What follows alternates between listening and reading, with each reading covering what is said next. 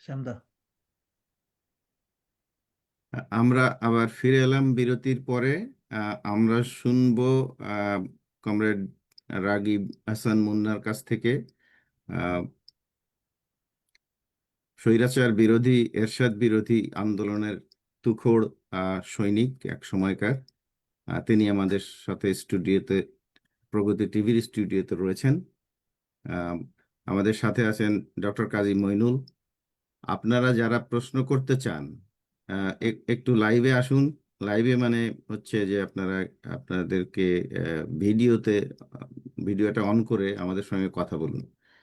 তো আহ, প্রশ্ন তৈরি করুন। এর মধ্যে আমরা কমরেড মুন্না যাওয়ার আগে বলেছিলেন উনি কিছু কথা বলতে চান। আহ, আমরা যদি 1 মিনিট ওনার কাছ থেকে শুনি। কমরেড, আহ, আহ, নির্বাচন তো আগামী ফেব্রুয়ারি মাসে। নির্বাচনের আমাদের সবার প্রস্তুতি চলছে। রাজশাহী শহর থেকে আমার নির্বাচন করার একটা দাবি ছিল, অনেকগুলো বুদ্ধিজীবী মহল থেকে, শিক্ষকদের পক্ষ থেকে। কিন্তু আমি সামগ্রিক বিবেচনায় আমি সেখান থেকে সরে এসেছি এবং আমি সিদ্ধান্ত নিয়েছি যে আমি লোকাল গভর্নমেন্ট ইলেকশনটা করব। লোকাল গভর্নমেন্ট ইলেকশনের করার ক্ষেত্রে অনেকগুলো আমার অ্যাডভান্টেজ আছে। অ্যাডভান্টেজের মধ্যে যে রাজশাহী শহরের বা ওই অঞ্চলের 90-এর ছাত্র নেতা হিসাবে আমি উত্তর অঞ্চলের সবচেয়ে আলোচিত ব্যক্তি ছিলাম নানা দিক থেকে, নানা কারণে। আমি যেমন আমাদের দিক থেকে আলোচনা ছিলাম, গণতান্ত্রিক শক্তির দিক থেকে প্রতিক্রিয়াশীল শক্তিরও কিন্তু একটা অপপ্রচার সবসময় ছিল। ফলে মানুষের মধ্যে এক ধরনের পরিচিতি ছিল আমার। ফলে এবং জেল টেল অনেক খেটেছি, মার খেয়েছি। আর 3 হচ্ছে যে ওখানে অ্যাকচুয়ালি প্রগতিশীল মহলে ফজলে হোসেন বাদশার এই যে বিচ্যুতি, এইটা কিন্তু বিরাট একটা নেতৃত্ব শূন্যতা তৈরি করেছে। সেই জন্য সবাই আমাকে বলছিল যে ইলেকশনটা করো, কিন্তু আমি মনে করেছি যে আমি বেটার করব যদি আমি লোকাল গভর্নমেন্ট ইলেকশন। কারণ রাজশাহীর মানুষ আবার ওই খুঁজে যে কার কি ক্রেডেন্সিয়াল আছে। ও ভিপি ছিল, ও একটা ছাত্র সংগঠনের কেন্দ্রীয় প্রেসিডেন্ট ছিল, এখন একটা রাজনৈতিক দলের প্রেসিডিয়াম মেম্বার, এগুলো এবং কোনো ধরনের আদর্শিক বিচ্যুতি দেখে নাই। ফলে এই ইমেজটা ওখানে আমার কাজ করছে এবং সেই কারণে কমরেড আপনাদের আমি বলে রাখি যে মানে at least once I want to visit US. ওখানে আমার শত শত আছে, ফলোয়ার্স আছে, যারা রাজশাহী বিশ্ববিদ্যালয়ে আমার সময় ছিল। এবং also I like to visit Canada also, কারণ ওখানে ওই আছে, লন্ডনেও আছে, কিন্তু এই 2 জায়গায় যাব টু গ্যাদার মাই সাম ইলেকশন ফান্ড। তো এইটা আপনাদের সবার সহানুভূতি চাইবো আমি, কারণ আমরা তো আর অন্য কোনো সংস্থা বা কোনো অনাঢ্য ও ব্যক্তির আনুকূল্যে কোনো ধরনের রাজনীতি বা করি না। ফলে আমাদের এই ক্রাইসিস আছে, এটা বলে রাখি। শুধু আমি যখন যাব তখন হয়তো দেখা হবে। হ্যাঁ, থ্যাংক ইউ। আমরা এটা জেনে খুশি হলাম যে আপনি সংসদ নির্বাচনে না দাঁড়িয়ে বরং লোকাল গভর্নমেন্টের নির্বাচনে দাঁড়াচ্ছেন। আমার কাছে ব্যক্তিগতভাবে মনে হয় যে লোকাল গভর্নমেন্টে যদি মানে ওইখানে যদি কাজ করা যায় তাহলে আরো বেশি, আপনি যেটা বলছিলেন খুবই চমৎকার, যে আরো বেশি মানুষের কাছাকাছি থাকা যায়। আহ, আমি আপনার এই আকাঙ্ক্ষাকে ধারণ করি এবং আমি মনে করি যে এটা আপনার পূরণ হোক, সে আশা করি। আমাদের সাথে আবার বলছি যে মিল্টন দা আছেন, মিল্টন বড়ুয়া, কেশব কুমার অধিকারী। আপনারা একটু একটু ইসে আসেন, আহ, কি বলে, ক্যামেরাতে আসেন এবং প্রশ্ন বা মতামত থাকলে মতামত দেন। আমাদের আজকের বিষয় আবারও জানিয়ে দেই, আমরা কথা বলছি বাংলাদেশের ভবিষ্যৎ গণতান্ত্রিক যুক্ত ফ্রন্ট গত নভেম্বরের 29-এ এই গণতান্ত্রিক যুক্ত ফ্রন্টের আহ, শুভ যাত্রা শুরু হয়েছে, এবং সেই ব্যাপারেই আমরা আজকে কথা বলছি। কেশবদা কিছু বলবেন? আমি আসলে আহ, অফিসে আছি, কিন্তু এখান থেকে বেশিক্ষণ কথা বলা সম্ভব না, তবুও না, আমি আপনি চেষ্টা প্রশ্ন করছি। করেন, সংক্ষেপে মতামত দেন, বেশিক্ষণ আমরা চাই না। ধন্যবাদ। হ্যাঁ, মুন্না ভাই যে কথাগুলো বললেন, মুন্না ভাইকে ধন্যবাদ। মুন্না ভাইকে আমি অনেকদিন থেকে জানি। উনি রাজশাহী বিশ্ববিদ্যালয়ে ছিলেন এবং বাংলাদেশের প্রগতিশীল রাজনীতির সঙ্গে জড়িত, বিশেষ করে এরশাদ বিরোধী আন্দোলনে তখন আমরাও ছিলাম, আমরাও কাজ করেছি ঢাকায়। এবং আপনার কথা আমি অনেক ভালো জানি আর কি সেই সময় থেকে।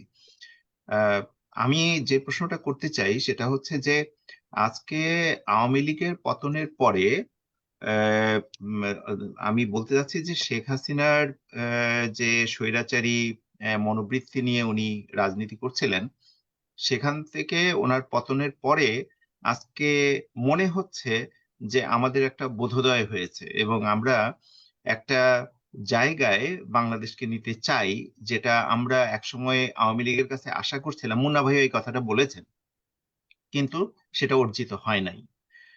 আহ, আমি একটা জিনিস স্মরণ করতে চাই, সেটা হচ্ছে যে 2013 সালে যখন দ্যাট আমাদের যে স্বাধীনতা বিরোধীদের রাজাকার আল বদরদের যে বিচার কার্য পরিচালিত হচ্ছিল, সেই সময়ে অনলাইন অ্যাক্টিভিস্টদের মাধ্যমে পিজি হসপিটালের সামনে আমাদের আন্দোলন গড়ে ওঠে আর কি। সেই সময় প্রগতিশীল আন্দোলনের একটা সূতিকাগার, যেটাকে আমরা বলি আর কি, যে দ্যাট শাহবাগের আন্দোলন সেই সময় যখন গড়ে ওঠে। তো আমি মনে করি যে সেই আন্দোলন ব্যর্থ হওয়ার পেছনে শেখ হাসিনাই দায়ী ছিলেন এবং তিনি সেই গড়ে ওঠা আন্দোলনের পিঠে ছুরিকাঘাত করেন। কিন্তু সেই সময়ের পরেও আমরা বহুদিন কাটালাম, এবং আমাদের বাম আন্দোলনগুলো গড়ে ওঠে নাই। এখনো যে খুব বড় আকারে গড়ে উঠছে সেটাও না, কিন্তু এই যে গড়ে না ওঠার পেছনে মূল কারণটা কি ছিল? মুন্না ভাই যদি একটু এই বিষয়টা নিয়ে কথা বলেন, আমি এই বিষয়টা একটু জানতে আগ্রহী। অর্থাৎ আমি বলতে যাচ্ছি যে আমাদের বাম আন্দোলনের পেছনে যে আমরা যে চিন্তা ভাবনাগুলো করছিলাম, বিশেষ করে কমিউনিস্ট পার্টি যে চিন্তা ভাবনাগুলো করছিল, সেই চিন্তা ভাবনাটা কি একটু স্লো, মানে একটু একটু পেছনে হাঁটছিল কিনা, আমার কাছে সেটা সন্দেহ হয় যে আমরা কি সেই সময় থেকে এটা ভাবতে পারতাম কিনা। খুব চমৎকার প্রশ্ন মুন্না ভাই, আপনি একটু হোল্ড করেন, এই প্রশ্নগুলো যদি আপনি একটু মনে রাখেন বা লিখে রাখেন ভালো হয়। আমি আরেকজনের কাছ থেকে একটু প্রশ্ন নেই। মিল্টন দা আছেন? মিল্টন বড়ুয়া। আমি প্রগতি টিভির অগণিত দর্শককে শুভেচ্ছা জানাচ্ছি এবং সময় উপযোগী ইভেন্ট নিয়ে আলোচনা করার জন্য যে আজকের অনুষ্ঠানটা করেছে তার জন্য প্রগতি টিভিকে ধন্যবাদ জানাচ্ছি। অবশ্যই সাথে সাথে বাংলাদেশের কমিউনিস্ট পার্টির অন্যতম নেতা কমরেড রাগিব হাসান মুন্না জননেতা, ওনাকেও আমি ওনার সারগর্ভ বক্তব্য উপস্থাপন করেছেন, আমরা শুনেছি।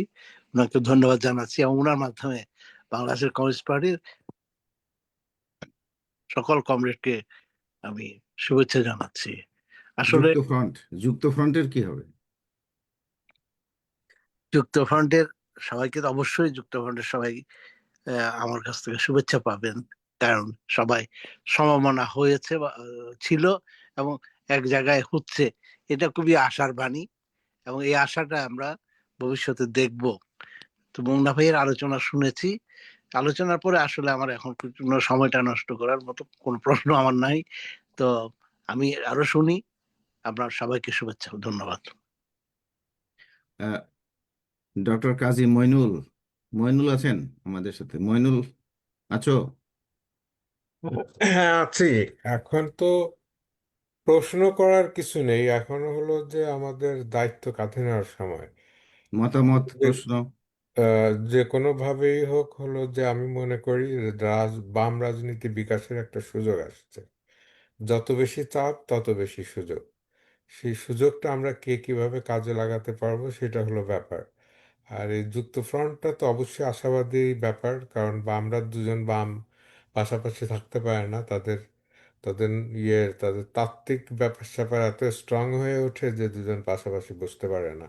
এই ব্যাপারগুলোই আমরা দেখে আসছি, যেটা খুবই দুঃখজনক আর কি। যদিও আমি বেসিক্যালি এদের মধ্যে কোনো আদর্শিক পার্থক্য দেখি না, কিন্তু পার্থক্য তারা আর্টিফিশিয়ালি তৈরি করে।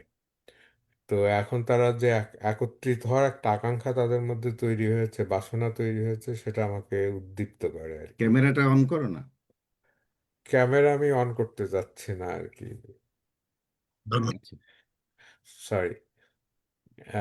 তো হলো যে এই বিষয়গুলো আমি এই সময়টা নিয়ে খুব আশাবাদী আর কি। আমি অনেক নেগেটিভ নেগেটিভ ব্যাপার আছে। আমি মনে করি প্রচুর নেগেটিভ ব্যাপার থাকলেই বিকশিত হওয়ার সুযোগটা আসে, সম্ভাবনা তৈরি হয় আর কি। আমরা আগে কেউই সম্ভাবনা তৈরি করার দিকে যাই নাই। আমরা যাদের উপর নির্ভর করতে চেয়েছি, তারা, আমরা স্বীকার করতে চাই নাই যে তারা লুটেরা শ্রেণীর, তারা নষ্ট শ্রেণীর, তারা আহ, তারা একেবারে দুর্বৃত্ত শ্রেণীর। আমরা এদের কাঁধে ভর দিয়ে রাজনীতি করতে যাচ্ছিলাম। আমি বারবার করে বলি যে আমরা হলাম যে ওই অন্য গাছের উপর ভর করা যে পরগাছা টাইপের, সেই পরগাছায় ফুল ফোটাতে চাইছি। ওইভাবে হয় না, নিজেদের বৃক্ষ হতে হবে। তো সেই বৃক্ষ হয়ে ওঠার সম্ভাবনা তৈরি হয়েছে মাত্র, এবং আমি বিভিন্ন ঘটনায় আশাবাদীও বটে। সুতরাং মুন্না ভাই তো একজন সাহসী আহ, ইয়ে নেতা, আমি তো জানি আমাদের সময়। তো এবং তারা তাদের সাহসিকতা বজায় রেখে তাদের লক্ষ্যের দিকেও এগিয়ে যাবেন, এটাই হলো আকাঙ্ক্ষার ব্যাপার। আর আমি যে ব্যাপারগুলো পছন্দ করি সেটা হলো কমরেড শব্দটার মানে বামপন্থীরা প্রফেট বানিয়ে ফেলেছিল। আমি মনে করি যে কমরেড মানে প্রফেট না, কমরেড মানে জিগরের দোস্ত। সাধারণ মানুষের জিগরের দোস্ত হয়ে উঠতে হবে, সেই ব্যাপারটা মাথায় রাখতে হবে। আমি আগের দিনের যত কমরেড দেখছি তারা সবাই প্রফেট হতে চেয়েছেন। We are not prophet. আমরা সাধারণ মানুষের দোস্ত হতে চাই, বন্ধু হতে চাই। এই মাত্র বলে আমার বক্তব্য শেষ করছি। আর আরেকটা ব্যাপার হলো যে পার্সোনাল রিলেশনশিপের চেয়ে বড় কিছু নেই, এবং এই আগামী যদি নির্মাণ করতে হয় তাহলে আগামী প্রজন্মের সাথে আমাদের বন্ধুত্ব তৈরি করতে হবে। এখানে আমরা সব বুড়োরা আছি। I don't like this thing. আমি মনে করি এখানে যদি 5 জন বুড়ো থাকে 10 জন ইয়াং থাকবে, যার বয়স 12 থেকে শুরু করে 30-এর মধ্যে থাকবে। আপনি কারে বলছেন আর কারে শোনাচ্ছেন, তাই না? ধন্যবাদ। আহ, মামুন ভাই আছেন? হ্যাঁ, আমি আছি। আহ, কিছু মতামত প্রশ্ন থাকলে বলেন। মতামত কাজী যেটা বললো চমৎকার বলেছেন, এবং এটা খুব প্র্যাকটিক্যাল কথা উনি বলেছেন, এবং এটা আমরা অতীতে অভিজ্ঞতা থেকে উনি বলেছেন। আমিও এরকম অনেক সময় ভাবি। এখন এই মুহূর্তে এই আলোচনায় যাচ্ছি না, কিন্তু আমি দুই তিনটা বেসিক জিনিস জানতে চাচ্ছি। সম্ভবত মানে মুম্বাই মনে ভিডিওটা করেন যে আমি নিউ ইয়র্কে ছবি দেখা ভিডিওতে, আচ্ছা ঠিক আছে, ভিডিও দেখা দেখা যাচ্ছে। আচ্ছা ঠিক আছে। হ্যাঁ, বলেন বলেন। মুন্না ভাইকে দিলাম শুভেচ্ছা, এবং আপনার সবাইকে শুভেচ্ছা জানালাম। Thank you. হ্যাঁ, মুন্না ভাই ভালো থাকবেন। আপনি আসবেন নিউ ইয়র্কে, আসলে আশা করি আপনার সঙ্গে লাইভে আমরা প্রোগ্রাম করবো আপনাকে নিয়ে। হয়তো আমরা সবাইকে ডাকতে পারি, আপনি আমাদের একজন আলোচক হিসেবে। আমরা বাংলাদেশে এরকম করি, এখানে আমাদের প্রোগ্রেসিভ ফোরাম আছে, আমাদের আরো দু একটি সংগঠন আছে। চেষ্টা করবো আপনাকে নিয়ে একটা প্রোগ্রাম করতে পারি কিনা। এটা ভালো দিক যদি আপনি আসেন। আমি যেটা বলবো যে খুব বেসিক জিনিসটা মনে করুন যে আমরা ফ্রন্টের কথা এখন বলবো। নিউ ইয়র্কে আমরা ফ্রন্ট নিয়ে একটা জনগণ দিতে চাই, বা সাংগঠনিক কাঠামো দাঁড় করাতে চাই, অথবা আমরা ফ্রন্ট নিয়ে ভাবতে চাই, ফ্রন্টের পক্ষে কথা বলতে চাই। খুব বেসিক জিনিস আমাকে জিজ্ঞেস করতে হবে, ভাই ফ্রন্টে কয়টা সংগঠন আছে এই মুহূর্তে? সামনে যে 300 নির্বাচন আসনের কথা বলেন, বলতে হবে 3টা আসন, কয়টা মার্কের মধ্যে 3টা আসন? কারণ আজকের নির্বাচন কমিশন বলছে প্রত্যেকটা দল যার যার মার্কেট ইলেকশন করবে, জোট ভিত্তিক কোনো মার্কা হবে না। আমাদের ফ্রন্টে তো জোট ভিত্তিক মার্কা নেই। এই সামনের নির্বাচনে আমাদের ফ্রন্টের থেকে কয়টা মার্কা আছে, ছাড়া কারা আছে? এই সমস্ত জিনিসগুলো আমরা কেন্দ্র করে কাঠামোগত ভাবে এবং তার কৌশলগত ভাবে কি পলিসি নিয়েছে, এবং এই নির্বাচনে আমাদের ভূমিকা কি থাকতে হবে? আমরা কি শুধু কাস্টমারকে যারা আমাদের দেবো, কিংবা আমাদের অথবা আমাদের এই কতগুলো জিনিস ক্লিয়ার করতে হবে। আর এখানে মনে করেন যে আমি সিরাজ স্যারকে দেখলাম এই ফ্রন্টের ক্ষেত্রে বিশাল একটা ভূমিকা রাখছেন উনি, এবং কমিউনিস্ট পার্টির ইয়েতে সিরাজ চৌধুরী স্যারকে নিয়ে অনেক দেখলাম। স্যারের পলিসি নিয়ে, পন্থা নিয়ে, কোন পন্থা সব নিয়ে অনেক সময় আলোচনা হয়েছে। কিন্তু এই মুহূর্তে স্যার সব থেকে ভাইটাল রোল নিচ্ছেন আমি দেখলাম এই নিউজ গভর্নমেন্টের এগেইনস্টে। সম্ভবত প্রগতিশীল ব্যক্তি যিনি কলম ধরেছেন, এবং স্যারের প্রত্যেকটা ভূমিকা, স্টেপ গুলো, লেখাগুলো খুব চমৎকার ভাবে হয়ে যাবে। তো এই ফ্রন্টের সঙ্গে স্যারের একটা ইনভলভমেন্ট এবার দেখলাম।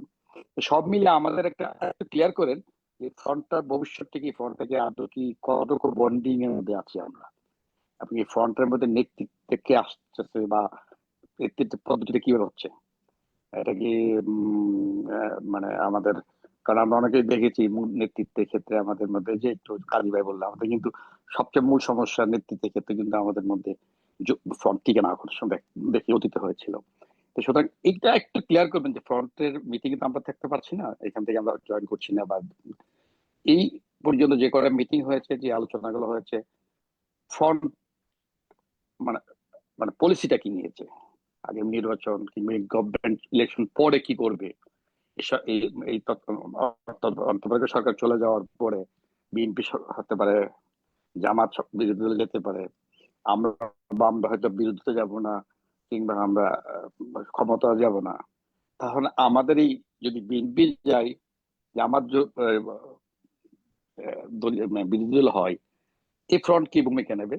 অথবা জামাত যদি কোনো কারণে চলে যায়, বিএনপি কে আটকে ফেলাই, আমাদের কি ভূমিকাটা থাকবে? অথবা আমরা এই যে জাতীয় পার্টি, আওয়ামী লীগ বা কিংবা যে 14 দলকে বাইরে রেখেছে নির্বাচনে, এই ক্ষেত্রে আমাদের কোনো বয়স আছে 14 দলকে কিভাবে ইনক্লুড করা যায়? তফসিল ঘোষণা হয়ে গেছে। সুতরাং আজকে প্রথম আলোতে দেখলাম, জরিপে দেখা গেল দেশের 69.8% লোক প্রথম আলো, যে আওয়ামী লীগের পত্রিকা না আওয়ামী লীগ বিরোধিতা করেছে, আজকে প্রথম আলো পত্রিকা দেখছি 69.8% জনগণ আওয়ামী লীগকে নির্বাচনে দেখতে চায়। এর মধ্যে দেখা যাচ্ছে যে 27.8% আওয়ামী লীগের নিঃশর্তভাবে নির্বাচনে দিতে হবে বলতেছে, আর 26% জরিপে বলতেছে আওয়ামী লীগ সংস্কার করে এবং তার ভুল স্বীকার করে আসার পরে তাদেরকে সে সুযোগ দেওয়া। আবার 14% বলতেছে আওয়ামী লীগের ক্ষমা যেতে হবে। সব মিলে দেখা যাচ্ছে 69.8% জনগণ এই মুহূর্তে আওয়ামী লীগকে নির্বাচনে দেখতে চাচ্ছে। এইটাকে এই অন্তর্বর্তী সরকার কিভাবে দেখছে, এবং এটাকে আদৌ কোনো সম্ভাবনা আছে কিনা? কারণ একটা 70% জনগোষ্ঠীকে বাদ দিয়ে নির্বাচন কতটুকু সাস্টেনেবল হবে, কতটুকু টিকবে, এটা কি মধ্য ফেব্রুয়ারি নির্বাচন হয়ে যায় কিনা? আমরা 96 মধ্যে যে নির্বাচনটা খেলাধুলা করেছিল, তারপরে 1 মাস মধ্যে টিকতে পারে নাই। এই সমস্ত আলোচনাগুলো কি আমাদের ফরওয়ার্ডের মধ্যে হয়েছে কি? নির্বাচনটা কোন পর্যায়ে যাচ্ছে? যদি আওয়ামী লীগ 14 দলকে বাদ রেখে, জাতীয় পার্টি বাদ রেখে যদি নির্বাচনটা হয়,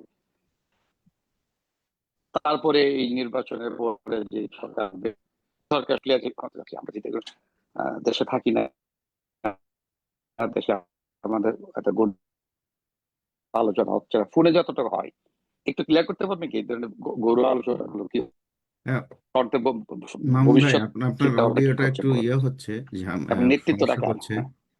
আপনি শেষ করেছেন, থ্যাংক ইউ, ধন্যবাদ। এখন বারী ভাই আছেন হ্যাঁ, আমাদের আচ্ছা, সঙ্গে, কমরেড আপাতত বারী।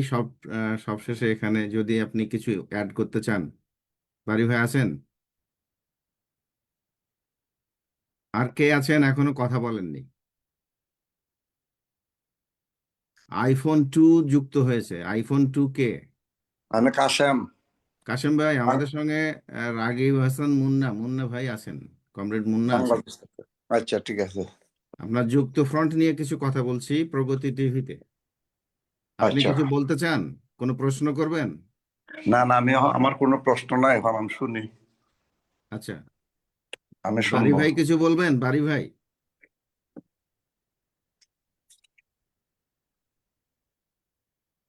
আচ্ছা, আমার মনে হয় বারী ভাই কি বলে নীরব থাকার ভূমিকা নিয়েছেন। আমরা প্রশ্নগুলো শুনলাম। আমি কমরেড মুন্নাকে আমার কাছ থেকে দুটো কথা বলতে চাই, দুটো প্রশ্ন বলতে চাই। আসলে এই যুক্ত ফ্রন্টের যে জোটের কথা বলছেন, বা এটা কি কোনো স্বল্পস্থায়ী নাকি দীর্ঘস্থায়ী জোট, এরকম যদি কিছু একটা ধারণা জনগণের মধ্যে দেন, বা এই ক্ষেত্রে জনগণের পারসেপশনটা কি, জনগণ এটাকে কিভাবে নিচ্ছে, আপনারা সেটা কিভাবে বুঝতে পারছেন যে এটা পজিটিভলি নিচ্ছে নাকি নেগেটিভলি নিচ্ছে? আহ, এই ব্যাপারটাও যদি ক্লিয়ার করেন। আমি আর কিছু বলবেন? কমরেড আলিম কিছু বলবেন?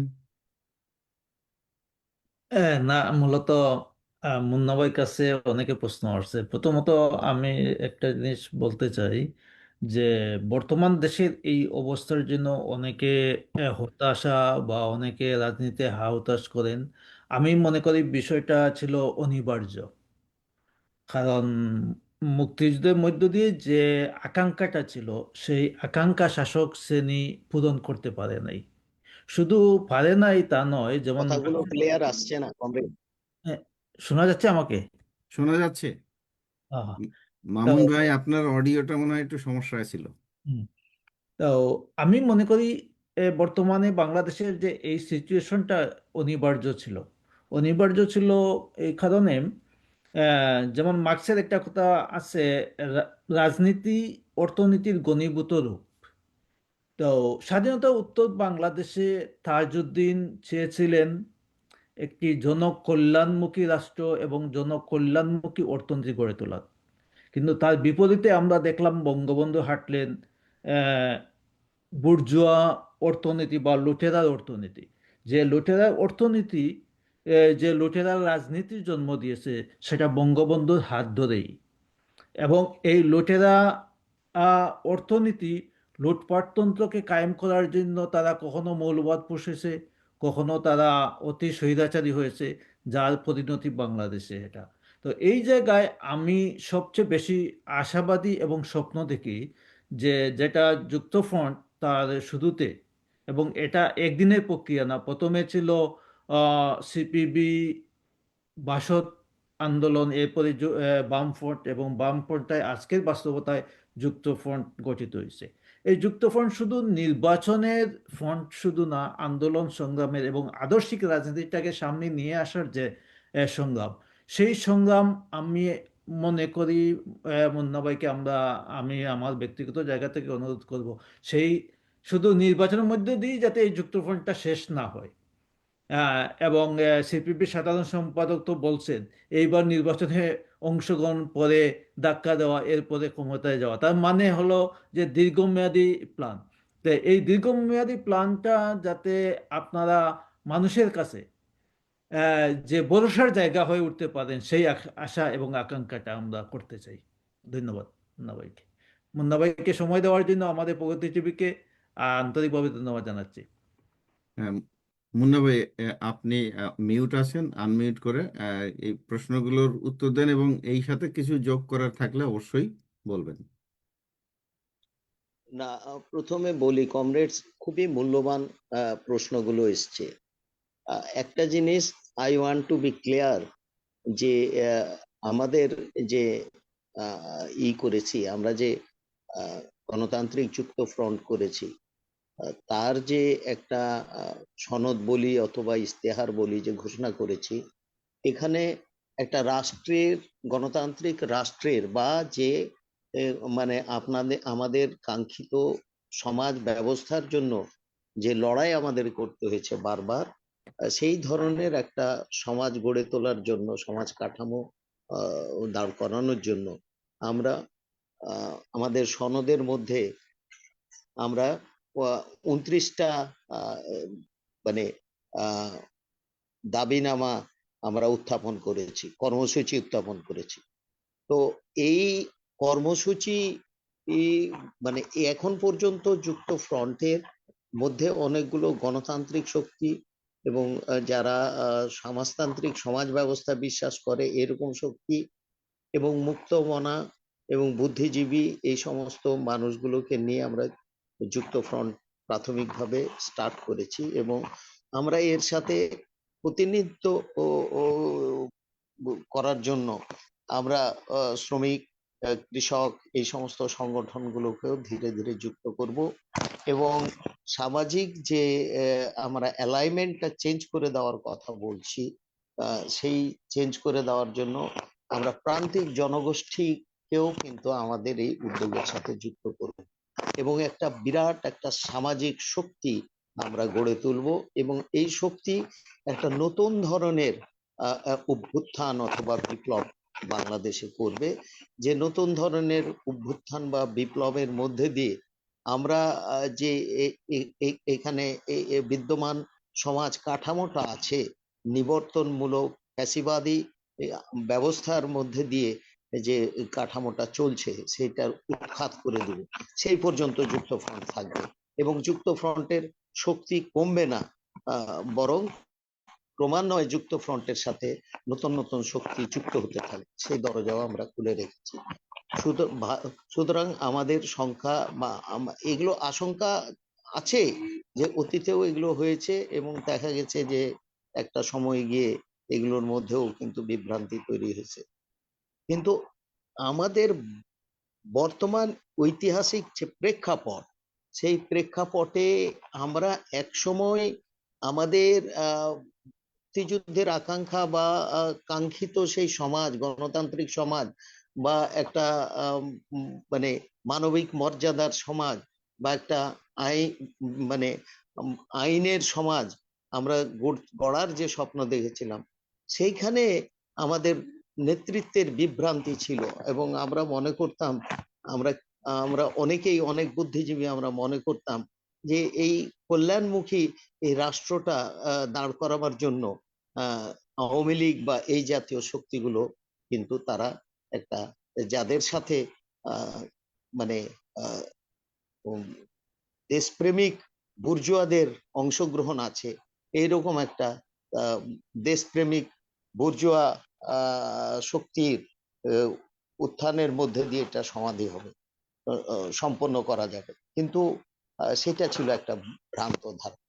ফলে আমি একই সাথে আরেকটা প্রশ্নের উত্তর দিয়ে দিচ্ছি যে 2013 সালে ও কিন্তু আমরা যখন জনতার মঞ্চ গড়ে উঠলো, তখন জনতার মঞ্চ তো এটা একটা সুনির্দিষ্ট ইস্যুর ভিত্তিতে হয়েছিল যে তাদেরকে যখন যাবজ্জীবন কারাদণ্ড দেওয়ার রায় ঘোষণা হলো, তখন জনতার মঞ্চ থেকে সর্বোচ্চ শাস্তির দাবি উঠলো এবং অনেককে ফাঁসি টাসিও দেওয়া হলো, অনেককে ফাঁসির আসামি করে জেলে আটকে রাখা।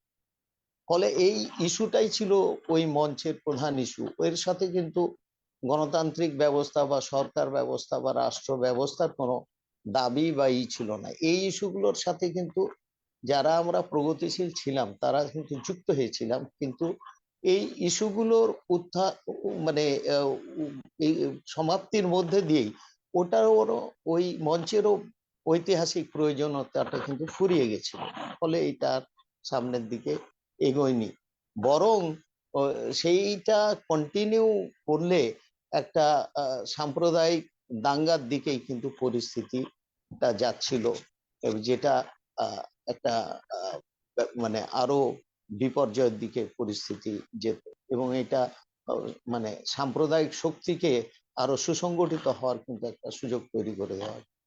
যাই হোক, সেটা গেছে একভাবে। আমি আরেকজন কমরেড আমাদের প্রশ্ন করেছে, না নিশ্চয়ই তরুণদেরকেই তো লাগবে, লাগবে তো অবশ্যই তরুণদের, তারুণ্যের শক্তি কিন্তু আমাদের লাগবে। এই যে জেন জি আমরা যেটাকে বলছি, অনেকে বলতাম যে এই এই তরুণরা শুধু ঘরে বসে ফোন টিপে, হ্যাঁ, কিন্তু এরাই কিন্তু ঘর থেকে বেরিয়ে এসে একটা ফ্যাসিবাদী শক্তির গলাটা টিপে দিল এবং নিঃশেষ করে দিল এক খুবই অল্প সময়ের মধ্যে। তো এই তারুণ্যের শক্তি আমাদের লাগবে, আমাদের সেই ল্যাঙ্গুয়েজও তৈরি করতে হবে যাতে আমরা এই তরুণদেরকে কমিউনিকেট করতে পারি, তাদেরকে বুঝতে পারি। আমরা সেই চেষ্টাগুলো করছি এবং তাদের মতো করে আমরা আমাদের রাজনৈতিক আচরণগুলোকেও আমরা নির্ধারণ এবং সাজাতে পারি যাতে তরুণ সম্প্রদায় এসে যুক্ত হয়। তরুণরা এসছিল এবং একটা স্বপ্ন রচনা করে দিয়ে তারা কিন্তু আবার ফিরে গেছে, এবং বিভ্রান্তির রাজনীতির সাথে কিন্তু তরুণরা থাকেনি। এটা খুব ভালোভাবে লক্ষ্য করলে দেখতে পারবেন যে যারা তরুণদের নেতা হয়েছিল আজকে তারা একা একা কিন্তু ঘুরে বেড়াচ্ছে, তাদের সাথে তরুণরা। ফলে তরুণদের স্বপ্নটা অন্য জায়গায় আছে, যে স্বপ্ন আজকে প্রগতিশীল শক্তিকেই দেখাতে হবে এবং সামনে নিয়ে আসতে হবে। আমি জিনিসটা আরেকটু বলি যে কল্যাণমুখী রাজনীতি যদি আমাদের আনতে হয়, বা সেই অর্থ সামাজিক কাঠামোটা বা অর্থনৈতিক কাঠামোটা যদি দাঁড় করাতে হয়, তাহলে এক সময় কল্যাণমুখী রাজনীতির তো ছিল উপনিবেশ মুক্ত সমাজগুলোতে রাষ্ট্রটাও এক ধরনের কল্যাণমুখী আচরণ তাদের করতে হতো, কিন্তু পুঁজি বিকশিত হতে হতে ব্যক্তি পুঁজির আধিপত্যটা এত বড় আকারে তৈরি হলো যে এটা দানব হয়ে গেল, এবং রাষ্ট্রগুলোর সেই কল্যাণ মুখী নীতি থেকে রাষ্ট্রগুলোকে সরিয়ে দিতে হলো, এবং রাষ্ট্রগুলোকে শুধু পুঁজির মালিকদের স্বার্থ রক্ষা করার জন্য ব্যবহার হতে লাগলো। এবং এটা কিন্তু ফেরি করেছে পশ্চিমারা, এবং বিশেষ করে মার্গারেট থেচার আর ওই আমেরিকার প্রেসিডেন্ট তখন আমেরিকার রোনাল্ড প্রেসিডেন্ট, রেগান। হ্যাঁ রিগান, রেগান ওরা গোটা দুনিয়াতে ফ্রিডম্যানদের এই মুক্ত বাজার বা বাজারমুখী অর্থনীতির তত্ত্বটা তারা তৈরি করতে লাগলো, এবং দেশে দেশে শাসন কাঠামোরও একটা পরিবর্তন হলো, এবং কল্যাণমুখী রাষ্ট্রের পতন হলো। ওখানে পুঁজির এবং সম্পদের আধিপত্যের একটা রাজনীতি সেখানে চলে আসলো। ফলে যাদেরকে তারা পিক করলো রাষ্ট্র পরিচালনার ক্ষেত্রে, তাদেরকে তাদের জুনিয়র পার্টনার বানিয়ে নিয়ে সেই লুটপাটের সাথে তাদেরকে যুক্ত করে। তো সুতরাং কল্যাণমুখী রাজনীতিও যদি আমাদের আনতে হয়, তাহলে কল্যাণমুখী রাজনীতির জন্য একটা ভিন্ন এবং নতুন ধরনের একটা রাজনৈতিক শক্তির উত্থান করতে হবে, যেটা গণতান্ত্রিক যুক্ত ফ্রন্ট বারবার যে কথা বলছে। সেইটা হলো, আমরা যদি ছোট্ট কথা বলি কমরেডস, যে আমরা যদি ভিয়েতনামের দিকে দেখি, 75 সালে ভিয়েতনাম স্বাধীন হয়েছে, এবং ভিয়েতনাম কিন্তু 2 দশক আমেরিকার সাথে যুদ্ধ করে এত বোমা, সেটা সবার জানা আছে, এটা এই ইতিহাস আর আমার বলা নাই। কিন্তু ভিয়েতনামের জনগণ, আমি গেছি কয়েকবার, তারা বলছে যে জ্বলে পুড়ে মরে ছারখার, তবু মাথা নওয়াবার নয়, এই সেই তাদের মানে কবির দৃঢ় ওই যে উচ্চারণ, সেটা তারা বলে। এবং তারা যখন দেশ স্বাধীন করে, তাদের নেতা আমাকে বলছিল যে আমরা $65 আমাদের পার ক্যাপিটা ছিল, এখন আমরা $4,800 কত ডলার পার ক্যাপিটা যেন তাদের আছে।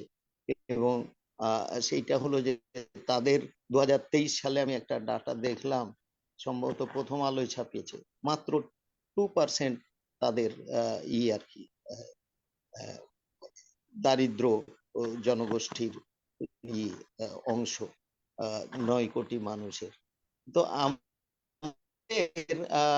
আমরা দেখলাম যে ইনি দারিদ্র দূর করার কথা বলে আসলেন, কিন্তু 18 থেকে ওনার সময়ই 2 বছরে দেখা যাচ্ছে যে এটা 24-এ উন্নতি হয়েছে। সুতরাং কোনো জায়গায় পারছে না, কারণ হলো এটা রাজনৈতিক নেতৃত্বের যে দায়িত্ব, সেই দায়িত্বের মধ্যে নিয়ে আসতে হবে, এবং সেই দায়িত্বটা পালন করার জন্যই গণতান্ত্রিক যুক্ত ফ্রন্টের ঐতিহাসিক প্রয়োজনীয়তা হয়েছে। সেই ঐতিহাসিক প্রয়োজনীয়তাকে কেউই অস্বীকার করছে না, এবং একটা নতুন রাজনীতি আমরা নিয়ে এসেছি, একটা নতুন বাস্তবতা জায়গায় বাংলাদেশকে নেওয়ার জন্য। সুতরাং আমরা কোনোভাবেই এই উদ্যোগটাকে আমরা থামিয়ে দেব না, এবং আমরা আমাদের দেশের ভেতরে যে যারা কাজ করছি তারা তো নিবিড়ভাবে সেটা কাজ করবই। আমরা বাইরের যে সমস্ত আমাদের কমরেড, শুভাকাঙ্ক্ষী এবং জনহিতৈষী ব্যক্তিত্ব এবং বাংলাদেশ প্রেমী মানুষ যারা আছে, তারাও এগুলো নিয়ে চিন্তা করেন এবং পরামর্শ দেয়। আপনাদের এই পরামর্শ আমাদের পথ চলার ক্ষেত্রে বিরাট সহায়তা দিবে বলে আমরা করি। নির্বাচনের মধ্যে দিয়ে যুক্ত ফ্রন্ট শেষ হবে না, বরং যুক্ত ফ্রন্ট নয়, যুক্ত ফ্রন্টের যে 29 দফা এই যে কর্মসূচি আছে, এই কর্মসূচির আলোক থেকে একটা রাষ্ট্র ব্যবস্থা এবং সমাজ গড়ে তোলার সংগ্রাম যতদিন চলছে, সেটা কখনোই এটা থামবে না। কখনো নির্বাচন হবে, কখনো আন্দোলন হবে, কখনো নির্বাচন দিয়ে ক্ষমতা দখলের বাস্তবতা তৈরি হতে পারে, আবার কখনো আন্দোলন করে একটা বিরাট পরিবর্তনের মধ্যে দিয়ে সে বাস্তবতা তৈরি হতে পারে। এইটাই হচ্ছে আমাদের প্রিয় বন্ধু, আপনারা প্রগতি টিভিতে দেখছেন আমাদের প্রিয় নেতা কমরেড রাগিব হাসান মুন্না।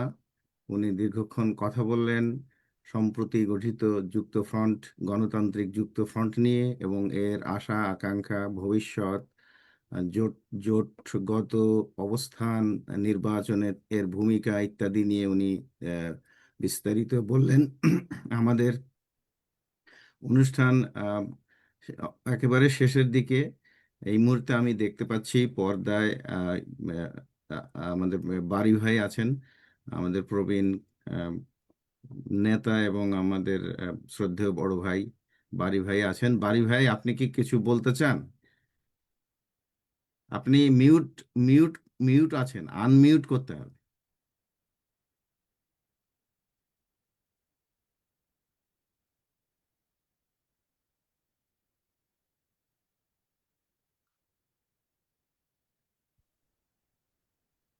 হচ্ছে না, আপনি আনমিউট হতে পারেননি। আচ্ছা, হ্যাঁ এখন বলেন, এখন ঠিক আছে। Fine. এখন কথা বলেন, আপনাকে আনমিউট দেখা যাচ্ছে। না, এই মুহূর্তে আমি কোনো কিছু বলতেছি নাকি, আমি শুধু শুনলাম ওনার আচ্ছা কথা আর কি। আচ্ছা,